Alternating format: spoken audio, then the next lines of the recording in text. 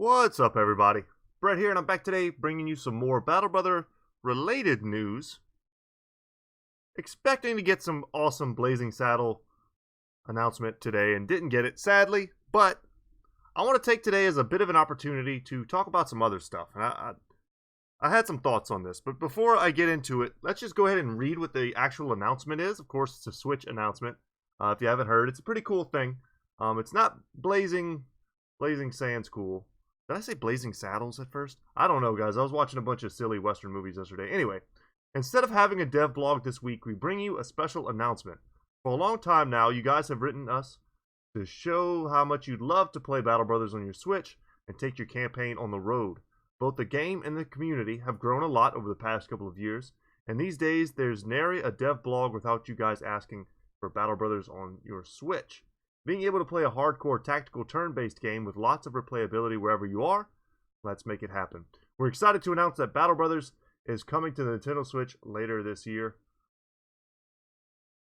It looks like someone took my arms and hands and wrapped them around a Switch. Hilarious. Okay, that's right. Soon you'll be able to lead your own mercenary company through the perils of a gritty, low-power, medieval fantasy world. Even while traveling, you'll get to decide where to go, whom to hire or to fight from the comfort of a relaxing couch. And it'll be your choice what contracts to take and how to train and equip your men in a procedurally generated open world campaign. Whether you're commuting or flying 10,000 feet in the air, you'll get to play with all the content and features of the PC version. That's important. I mean, that's why I'm still talking about this, guys. There is some news here. And you'll have access to all available DLC, including the upcoming Blazing Deserts, not Blazing Sands, not Blazing Saddles, DLC, and the free 1.4 update, which will release in the second quarter of this year. To bring Battle Brothers to the Switch in the best way possible, we've partnered with Ukiyo Publishing for this. Not sure. I kind of recognize the logo, but I'm not sure from what. This means that we can all focus all of our energy on developing more content and gameplay features for Battle Brothers, while they will, with over a decade of industry experience, will make sure that it's just an enjoyable experience for everyone. Okay, got it. All right, guys. So mobile. That's cool, right? A lot of people have Switches. Switches are a good way to chill out outside of your house and play games. Battle Brothers is a game that definitely lends itself towards mobile gameplay, and it's not something I would be embarrassed to play on a plane or something like that if I had to. I got my kids a Switch for Christmas, and we've been playing Let's Go Pikachu, having fun.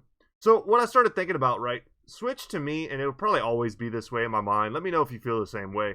When I was a kid, Nintendo always felt like the kids' option, and that's definitely on purpose, right? The aesthetic of Nintendo games is such that it generally, not all games of course, but generally has tended to favor towards kids. And whenever I think of their consoles, the first one of theirs I ever purchased myself was a Nintendo 64 as a kid. I played Super Nintendo and stuff growing up, but the one I bought for myself first was a Nintendo 64, and man, just so many memories on that. Star Fox, Zelda, Ocarina of Time, Super Smash Bros. Man, what else do we used to play? We played all kinds of stuff, but the game that came immediately to my mind is my all-time favorite game, the game that got me hooked on strategy games, on RPGs, and honestly turned me from a kid gamer, even at a young age, into what I would consider like an adult gamer. At least in the way I thought about what a game could be, was Ogre Battle 64, Person of Lordly Caliber. Now, it's a Square Enix game from way back. It's got that same vibe. It's very similar to like a Final Fantasy Tactics. Different, very different in certain ways, but you get the general idea if you know what I'm talking about. But Battle Brothers on a Switch, right? Why is that relevant? Why did I just say all that? Well, thinking of the Switch as like a kid's console, which is what I still do today. And despite I had a PlayStation, I had an Xbox, all that good stuff.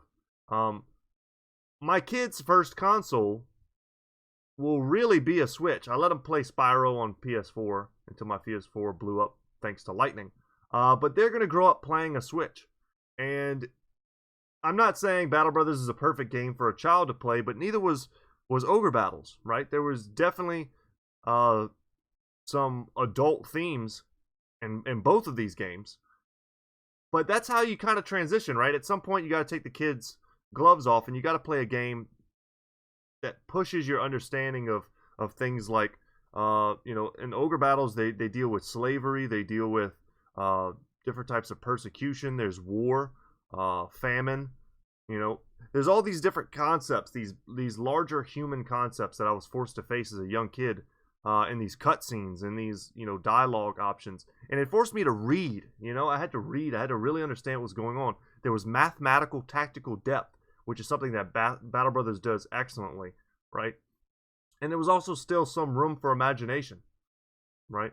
So I say all this to say that I think Battle Brothers going to the Switch is good for a reason that might not be at first apparently obvious.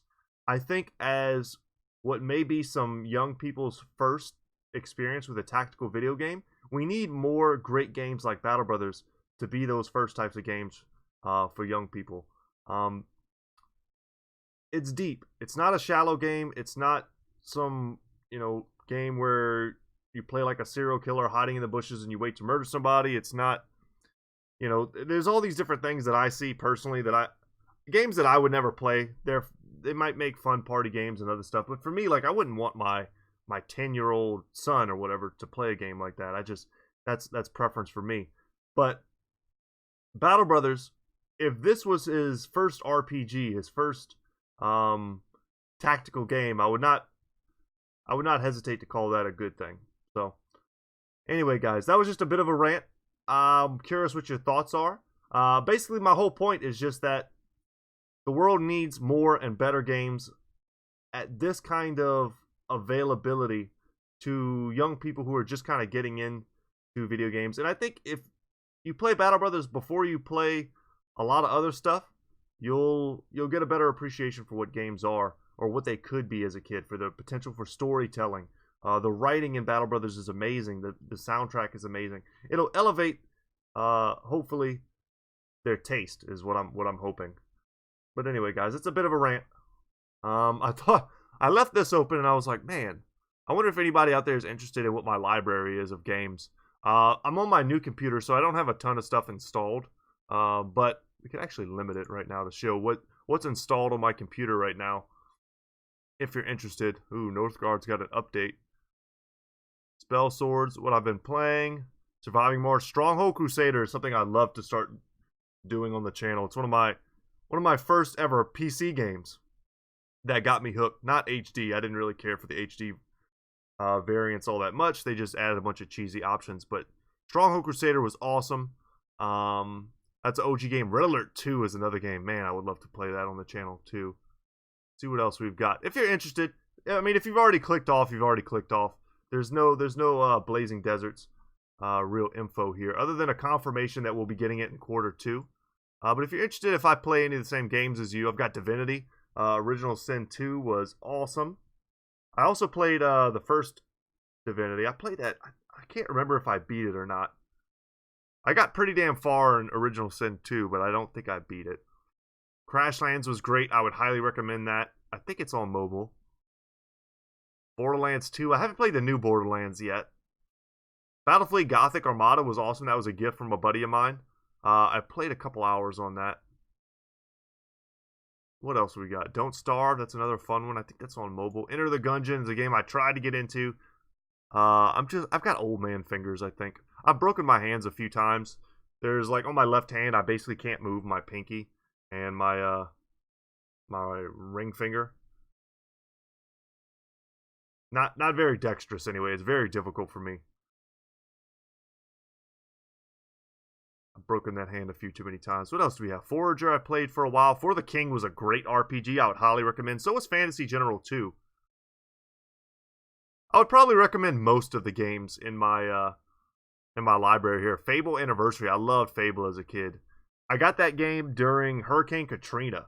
I had pre-ordered it. It was the only game I ever really pre-ordered through a Walmart as a kid, and I grew up in South Louisiana, so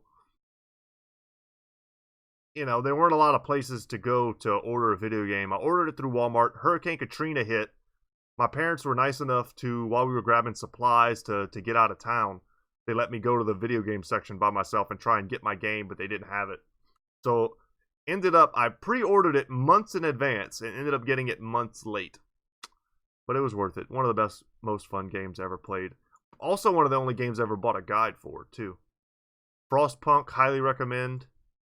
Guild of Dungeoneering, super fun game. I might end up doing some videos on that on the channel. I got Halo, the Master Chief Collection, but I don't think as of the time I'm recording this that the first couple games are out yet. And they're really the only ones I'm interested in playing. I did Kingdom Rush on the channel. I'd love to do Kingdom on the channel.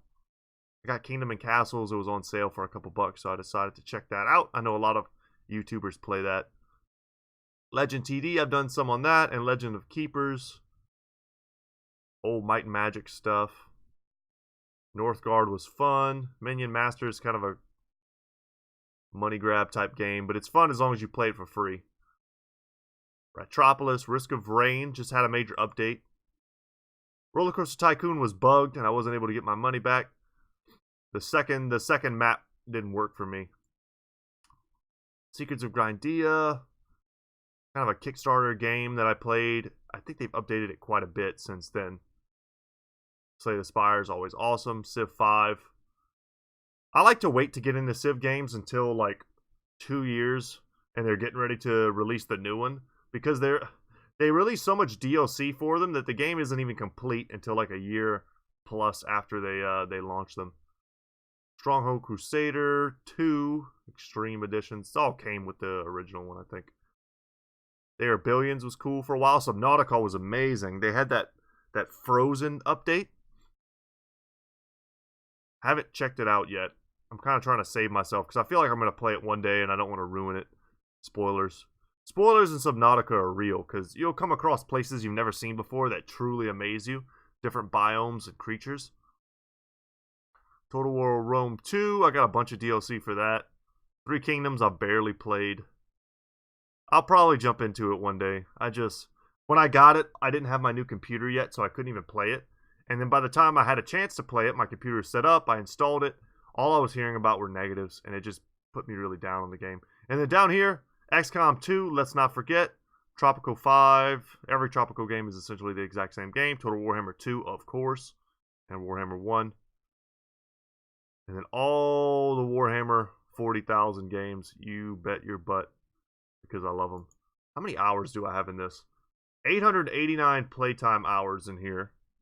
That is quite a few. How many do I have in the new one? 759. That sounds about right. And in 3, I'll probably have quite a bit more. But anyway, guys. Thanks so much for watching. I hope you enjoyed today's episode. It was more of a rant with a little bit of news. Next week, I'm hoping to get more news on Battle Brothers. But we'll have to see. Alright, guys. Take care. I'm Brett. Good Talk Gaming. Subscribe. All that good stuff. Later, y'all.